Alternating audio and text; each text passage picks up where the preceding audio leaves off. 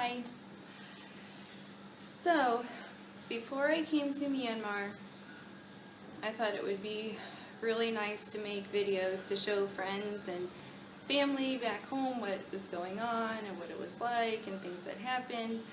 But every time I started to make a video, I'd get really nervous and uncomfortable because I've made videos in the past, but that was about Unique and talking about how awesome the makeup is, and that's easy. But making a video about myself and how I feel and what's going on makes me really nervous and really uncomfortable because I don't like talking about myself. But I wanted to tell a story, so I'm making this video. I've been to Myanmar before, so I knew what it was like here. I knew that there was really rich people. I call them the high rollers. It's like businessmen and their families. It's like bling all the time. Bling. And then there's the poor, the really poor. I didn't want to cry. There's nothing wrong with crying, but I didn't want to make a video of me blubbering for 20 minutes. It's bad. There's no, I'm sorry. There's no government help.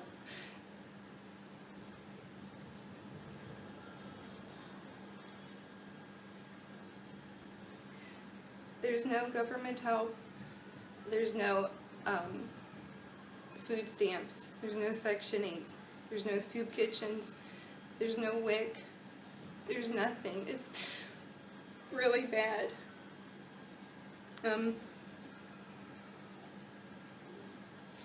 Some children, they don't go to school. They dig through the garbage. Dig through people's garbage. Like rotten garbage that smells like from 20 feet away. They dig through it looking for plastic bottles. Plastic bottles to take to a plastics plant or recycling, I'm not sure. And then they get pennies for them, for the bottles. Like that's all they get is pennies. So, the point of this video is to tell a story. It wasn't about how bad it is here for poor people. That was going to be a different video. So, there's the middle class. Some people make $1 a day. Some people make $3 a day. Some $5. If they're lucky and they speak English, they can make $30 a day. It just depends. But one thing that the middle class, I guess you could say, the one thing they have in common is they don't have a lot of stuff. Like in America, we have so much stuff, and I always forget to be thankful for what I have. I mean, I've been here before. I know what it's like. I go back home and I always forget to be thankful for what I have. And another thing everybody here has in common is they're so generous and kind-hearted and giving, even though they don't have a lot. Here I am blubbering through the whole video, and I didn't want to do that. Nothing wrong with crying, like I said, but I didn't want to make a video of me crying. So anyway, they don't have a lot of stuff. There's not talk about utilizing closet space or self-storage or how to declutter. There is no clutter. It's just people have what they need and that's it. And so that's the point. I always forget to be thankful for what I have, and I always forget to have a kind and generous and giving heart like everyone does here. So, moving on. The point of this video was to tell a story. This story was, the other day we went to visit a family that my husband knows. We left right after breakfast, so I did not have time to make my coffee. I always have coffee in the morning. If I don't have coffee, I start to get a headache right here. It starts very dull. The longer I go without coffee, it gets more and more intense. So by the time we get there, I'm starting to have the headache. And I knew our hosts wouldn't have coffee because this is Asia. Most people don't drink coffee, they drink tea, green tea. But the tea shops around, they sell black tea, and it's really strong, and they put sweetened condensed milk in it. It's really yummy.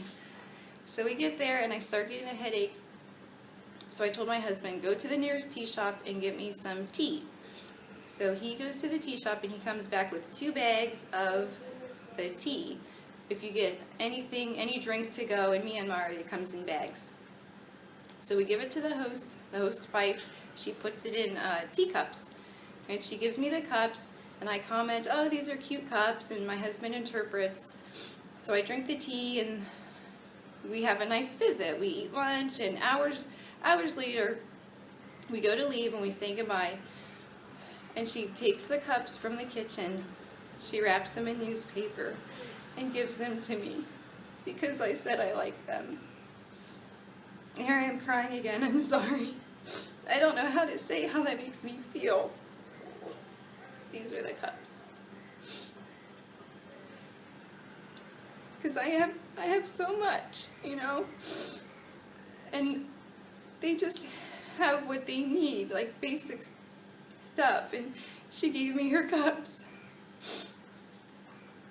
I was really touched, and so, hold on baby, say Mama's almost done. Super long video. I don't like making long videos. Come sit. We're gonna finish the video. So anyway, point of the story was, that was the story, and when I go back to the US, I'm going to put these cups in a very special place where I will see them every day, probably on the windowsill where I wash dishes, to remind me every day to be thankful for what I have, because I have so much, and to remind me to always have a kind and giving heart.